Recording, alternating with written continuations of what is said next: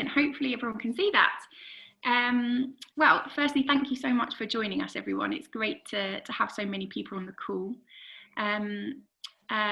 Today's session's being delivered by myself, Reith, and my colleague Tom. We both work for the Common Cause Foundation in the UK. And we're going to be talking about something that we've termed the Benevolence Pivot. Just a couple of kind of Zoom housekeeping bits and bobs. I think after the recent, the kind of current pandemic, everyone's become a bit of an expert at Zoom, but just in case people need a reminder or you're less familiar with the platform, there's a couple of things to note. So please mute yourself. It just helps to mitigate against background noise. Stop and start your video as you feel fit, that's absolutely fine. And please utilise the chat box as much as possible.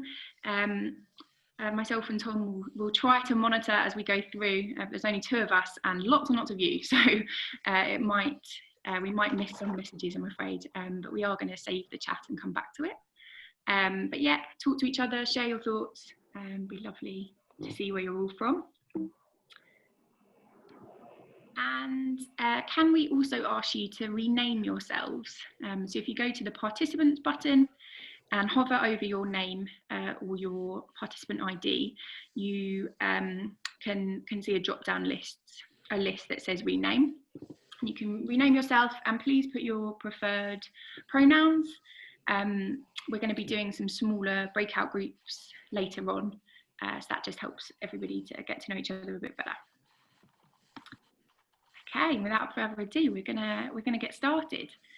So, to anybody who has done, who's familiar with social psychology or social psychology of values, anyone who's ever come to a Common Cause workshop or a workshop run by one of our partner organisations, or has ever read a Common Cause report, you're likely to be really familiar with this colourful map.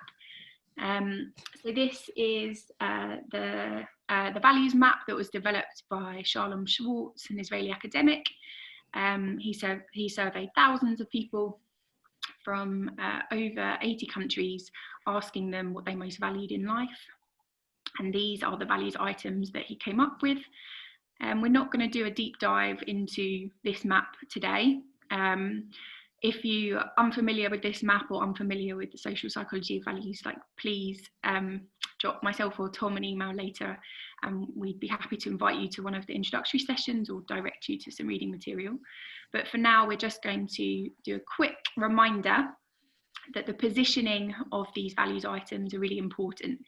So if 2 values items are really close together, so for example, protecting the environment and inner harmony up in the universalism category in the top right, they're really close together, they're really well aligned. So that means it's fairly easy for an individual to hold those values to be of equal importance at the same time, sort of psychologically.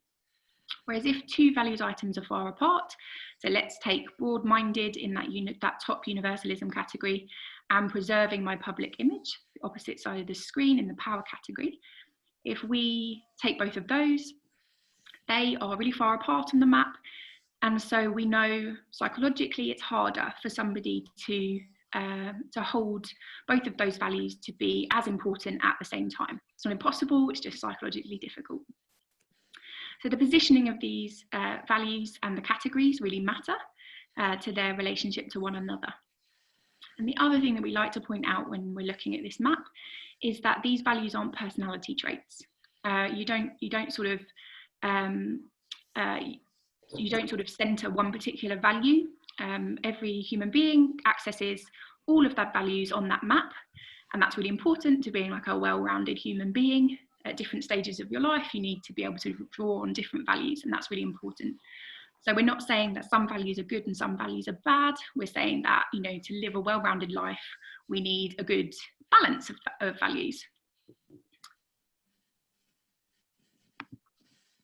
So today we're going to be looking at this particular category. This is what we're going to be focusing on for much of this morning or this evening, depending where you are, these benevolence values. And this category is interesting considering the position. So it sits sort of sandwiched in between that universalism category in light green and conformity and tradition in the blue categories. Just going to stop sharing my screen for 1 second.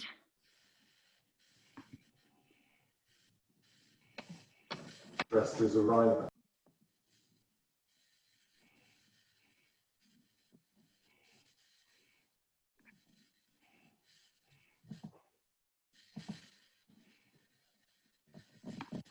Sorry, I had a fault message pop up on my laptop. I'm worried I was going to lose all of you.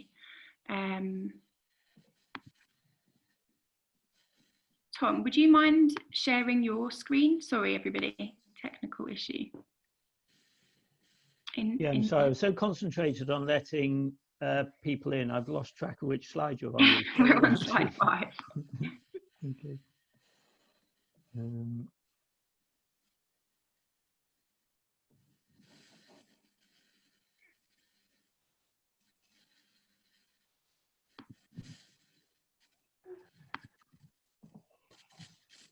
Thank you, Tom. So, where was I? So we're talking about this particular category. And what we're going to be doing today is presenting to you 2 hypotheses. So Tom and I and the other members of the Common Cause team have been thinking about these hypotheses a lot recently. And we're hoping to present them to you, to be interrogated and challenged, reflected on throughout the course of our session, our time together today, to see whether they're of use, basically. So as I've said, we're going to be focusing on this benevolence category.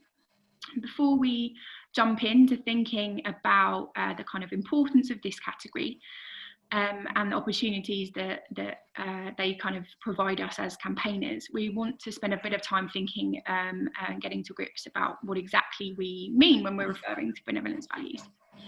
So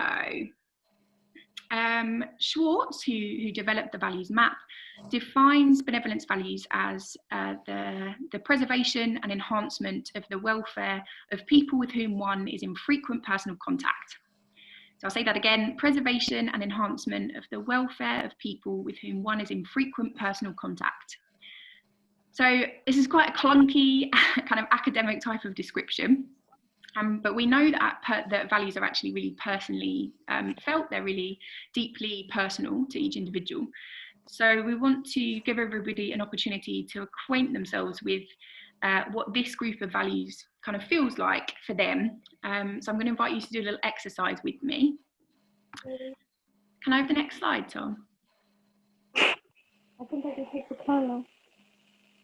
Yeah. Can I just remind everyone to please mute themselves? That's great, thank you.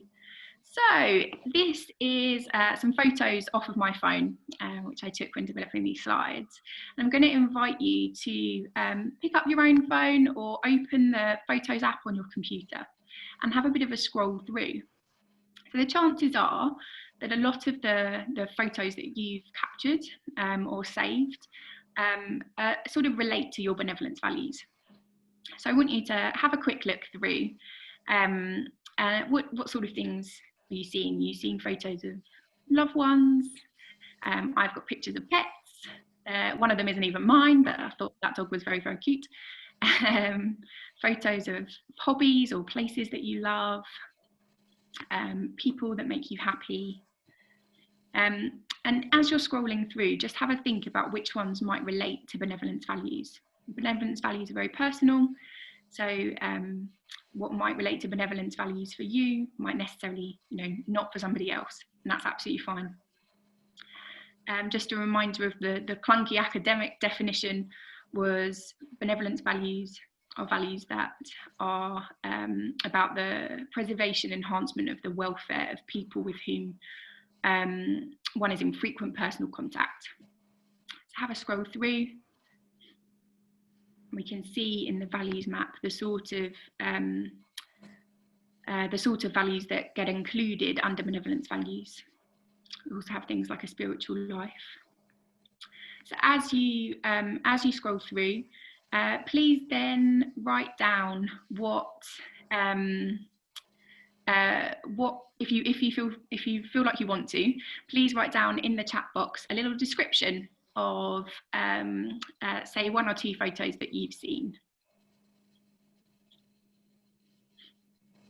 These are photos on your phone, on your computer, that for you symbolise benevolence values. And we're going to drop those in the chat box so that we can see the sort of diversity of answers that fall under these categories.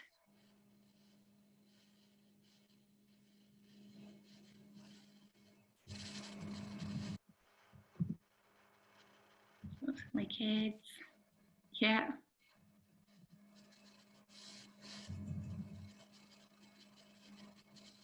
Kids in the mountains, oh, lovely.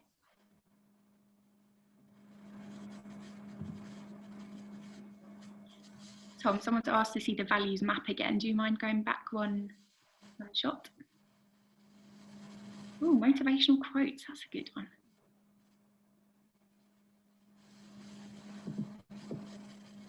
Another photo of me wearing a homemade mask, brilliant, yeah. Holiday with friends, career spaces, excellent, yeah. Brilliant. So you can really see as you sort of scroll through the chat box, how different a lot of these photos can be, and that's because benevolence values are kind of personal.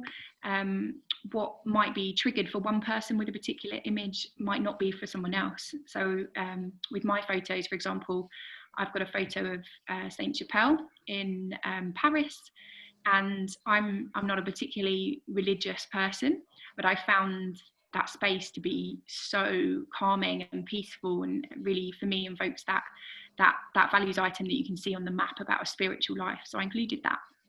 But for somebody else who saw a church, they might feel that invoked a value of devotion, or maybe they'd feel something about tradition. It really, really depends.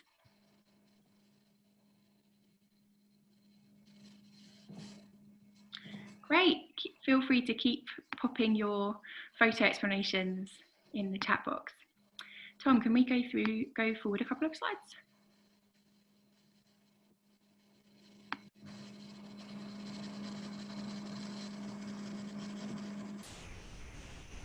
And I believe we're over to you on slide 7. 7, we just did 7, didn't we? So, we were, I'm sorry, I'm trying, can you take over admitting people? Yes. Yeah. I can't do that. Okay. We need a B. I'll do that. Okay, thank you. There are 1 or 2 people who are still coming in. So we just want to say a little bit more about how effect that we call the bleed over effect works, because this is crucial to our understanding of the benevolence pivot. So you'll recall that Ruth reminded you that values items which appear adjacent to one another on the map are ones which are more easily held to be important at the same point in time. But that finding also holds dynamically. So there are a range of experiments that show that by drawing a person's attention, sometimes very subtly or perhaps unconsciously, to particular values items, that has the effect of strengthening the importance that they temporarily place on other values items neighbouring that one. So I'm going to show an example from a different part of the map. You might imagine that if your feeling of the importance of pleasure, of seeking pleasure as an end in itself, is invoked, maybe through an advertisement, then that is likely to then bleed over and elevate temporarily the importance that you place on other values items in the vicinity of pleasure on the map. And I think that's intuitively obvious when you look at the ones immediately around it, such as self-indulgence or enjoying life. I mean, they feel to some extent almost synonyms for pleasure. But it's also true as we bleed out, into other values a little further away, to the north there into stimulation values of excitement in life, variation in life, daring, or to the south into values related to achievement, influence, success, capability, and ambition. So we're particularly interested in this bleed over effect as it relates to benevolence values. Why benevolence values? Well, for two reasons. Firstly, because benevolence values neighbour, they're just to the south there, of a group of values referred to as universalism values, which are just above benevolence. And from the point of view of any of us concerned about social or environmental issues, universalism values are crucially important, because it seems that those are the values upon which most durable and systemic expressions of concern about social or environmental concern are built. So engaging universalism values seems to be key if we're looking forward to a future in which there's a widespread public commitment to ambitious action on social and environmental issues. So benevolence values interest us because they neighbour universalism values. But benevolence values also interest us because of the importance that most of us place on them, hopefully, at least anecdotally. You know, having scrolled through the pictures in your phone, you'll come to recognise the importance you're likely to place on them. In fact, they're ranked to be most important in most countries of which we've got data. Our own surveys in the UK and in the US, for example, on demographically representative samples of citizens across both countries, in both cases, benevolence values are accorded the highest priority. So they're the number one value across those two countries, and it's a result that holds in other countries as well. So we see a particular opportunity in connecting with benevolence values because of the priority that most of us accord to them. Ruth, is it back to you now? Yeah. So benevolence pivot, to describe, to sort of give an explanation for that term, is the idea that certain types of messaging could evoke our love for our friends, our family, the places that we know well, and pivot to different parts of the map.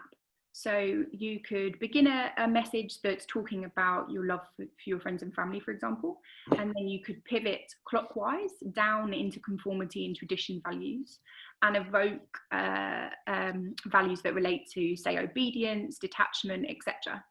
Or you could do the other way. So you could begin with messaging that evokes the love that we have for our friends and family, places we know well, up anti-clockwise into universalism values. So that's what we mean when we're referring to the benevolent pivot. It's about different types of messaging. Next slide, Tom. Covered it with another window. Here we go.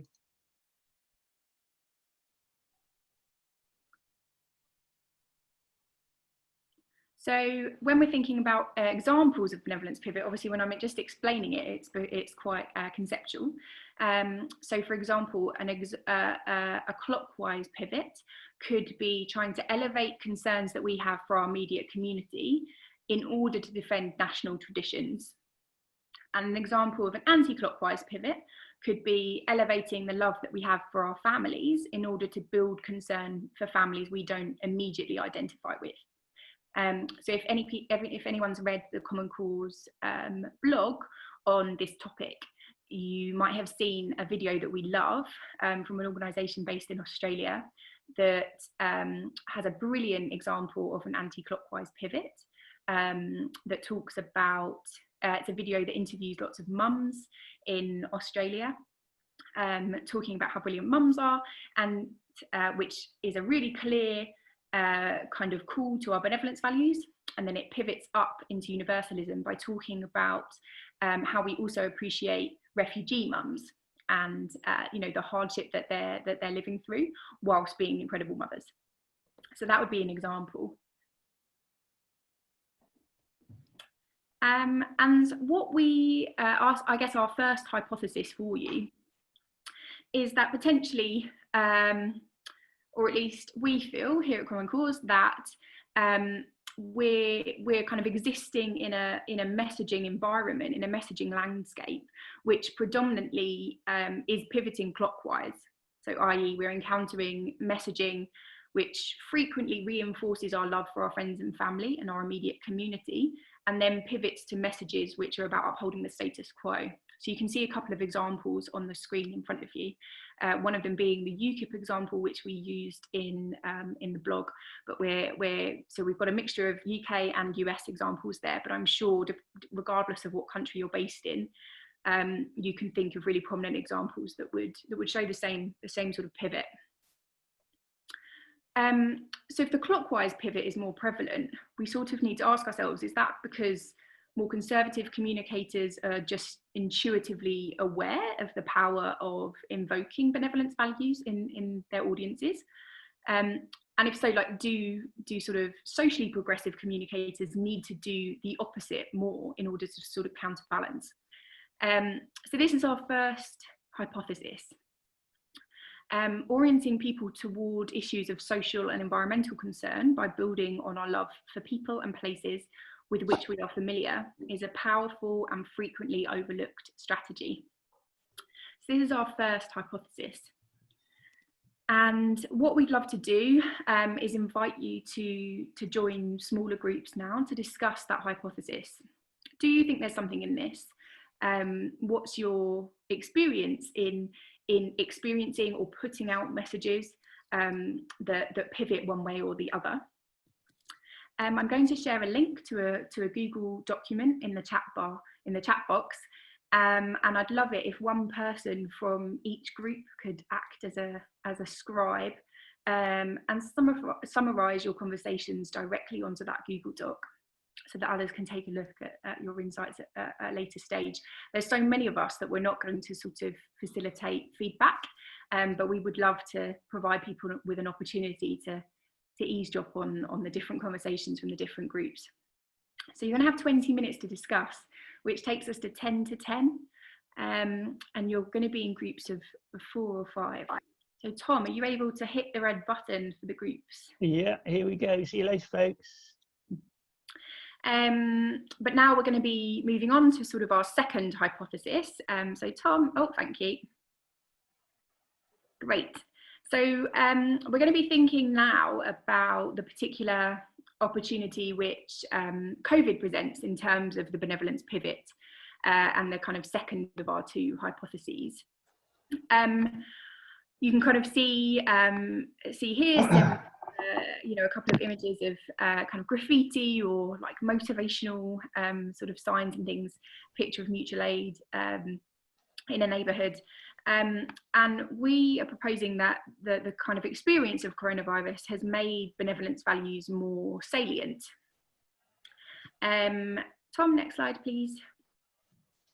So we ourselves as an organisation haven't done research on this. It's merely kind of our interpretation of events as we've been sort of seeing the experience of the coronavirus here in the UK and across the world sort of pan out. But there are a few research projects which do suggest that maybe there's something in this hypothesis. So we haven't done an in-depth kind of literature review here, and I'm sure you'll all know of other studies, so I really encourage you to share them in the chat box if you've got them to hand. But here's a kind of a smattering, I guess, of ones that we've seen recently. So for those tuning in from outside the UK, please accept my apologies. These are quite UK-focused studies. So a widespread study that was conducted by More in Common, which is going to be released in September, collected data in February, May and June, and found that during lockdown, British people reported that they felt that their communities were looking after each other more. Feeling all right, love. Which was in sharp contrast to data collected earlier in the year. So, and also interestingly, this has now tailed off. So it's been reduced to 47% as we begin coming out of lockdown. So you can see that we sort of had this peak of thinking that people were looking after each other, and maybe that's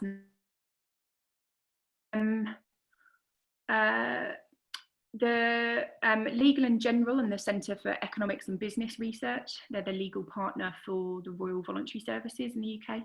They conducted research which showed that 10 million Britons have been volunteering their time to support their communities during lockdown, and more than 3/4 of those are planning to continue to volunteer after the lockdown lifts.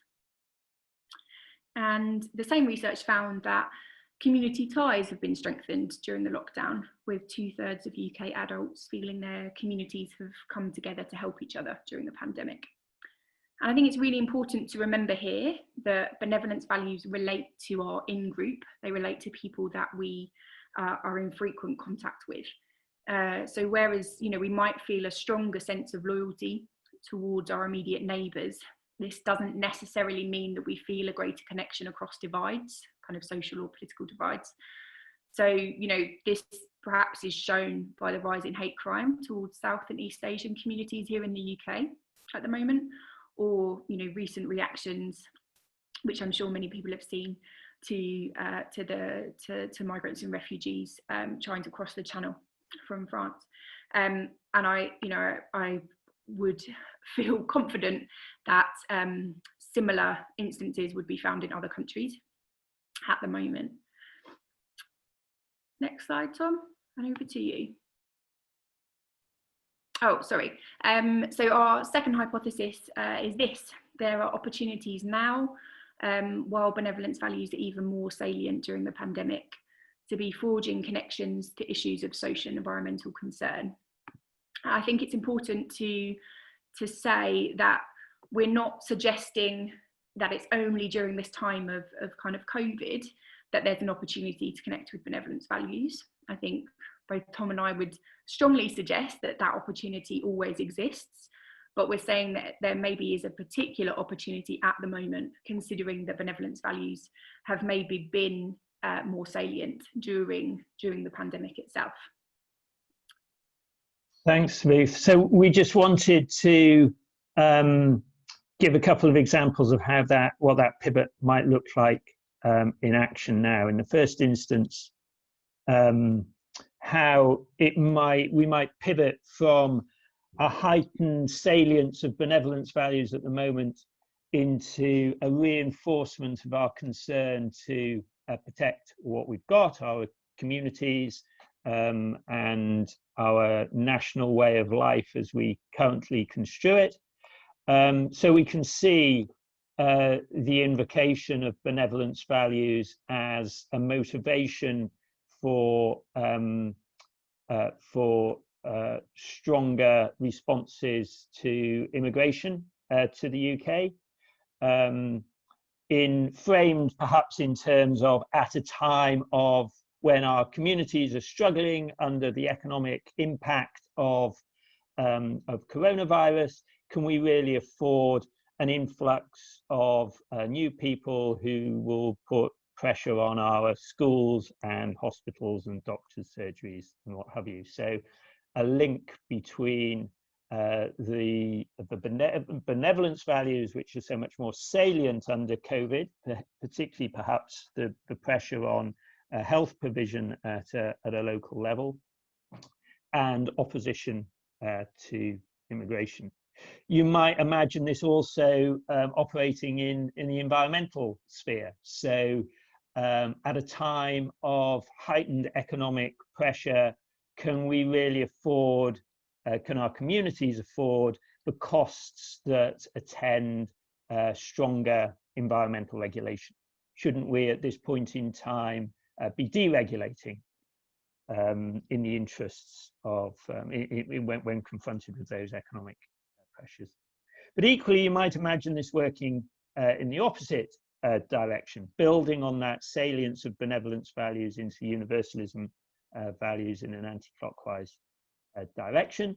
And I think we saw a very graphic illustration of this in the government's U-turn on the NHS surcharge. So here in the UK, the government was refusing to waive a charge which for some people was several £1000s, for non-UK nationals who were working in the NHS but had to pay this surcharge in order to be able to benefit themselves from the services that they're offering others.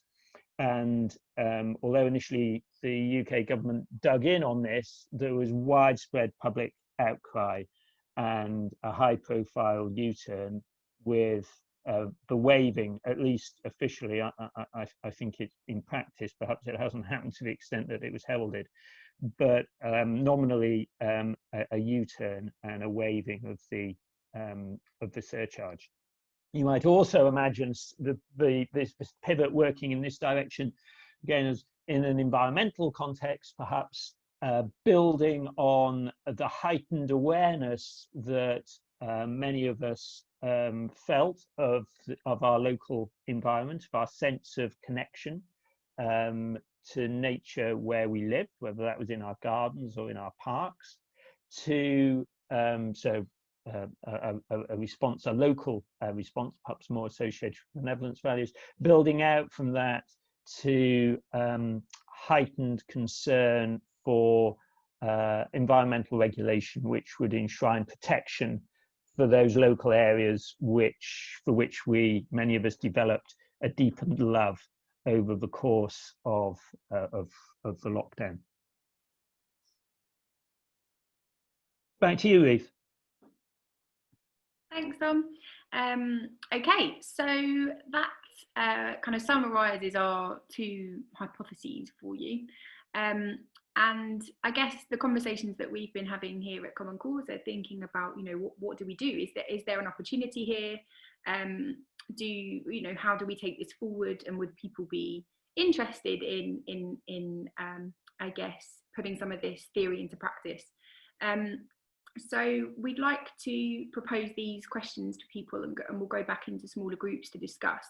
But yeah, to give people an opportunity to think about, their current work, and is there ways that current projects and activities that you may be working on, could they benefit from thinking about, application of this kind of anti-clockwise benevolence pivot? What challenges would exist or would you anticipate in trying to apply this theory? And what conversations with other campaigners or other communicators would be useful going forward? We'd be really happy to sort of try to facilitate a space for people to connect and share their learning and their experiences on utilising the benevolence pivot. So we're going to go back into groups for another probably 18 minutes and give you opportunities to discuss. And again, and I'm going to share the link right now so that we don't have this same problem. Here is the link to the Google Doc again.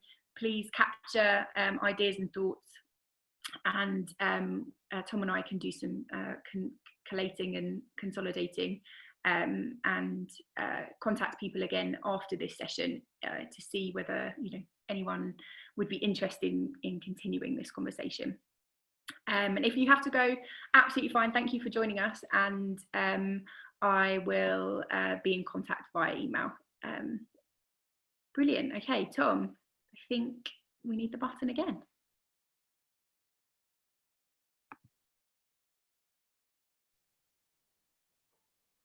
Hi everyone, welcome back.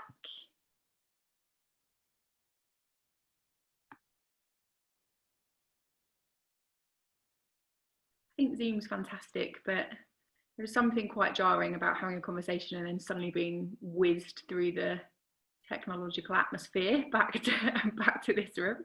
And I always worry that we've lost somebody in the dark space of tech between here and breakouts, but I hope everyone's back. So we're going to be kind of wrapping up for today. If you can share that last slide, Tom, that would be great. Thank you so much for joining us, firstly. We hope you found it interesting. As we've sort of said, like, this for us is some initial and fairly rough thinking, I guess, on the benevolence pivot and how we can allow people to you know, elevate their benevolence values, which we know to be really important to the majority of people. And I'd like to invite you to, you know, share any final thoughts or reflections, etc., in the chat box.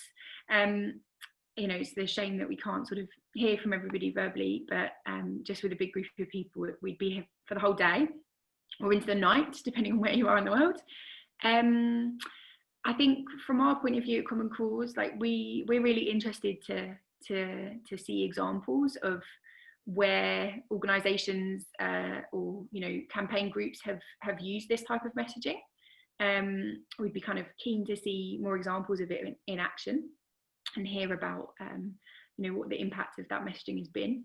And we'd be really keen to talk to people if you're interested in campaigning in this way and testing this theory out. You know, please reach out to us. We'd be really interested in having that conversation.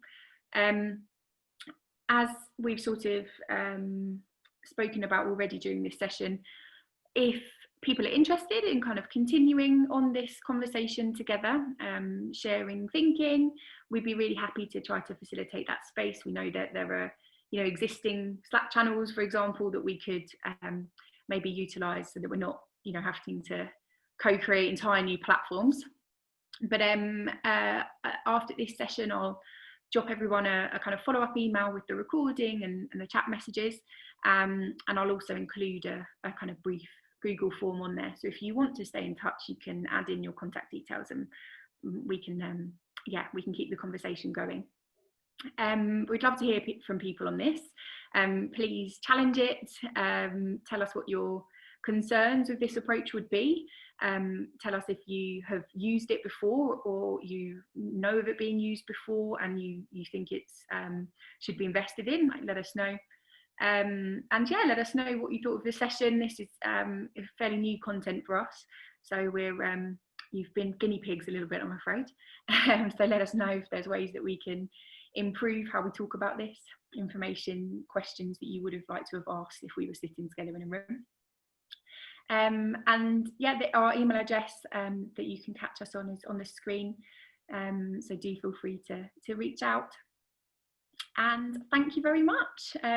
We're going to sort of stay on, we'll keep this open for another 5 minutes for you to look through the chat box and keep messaging.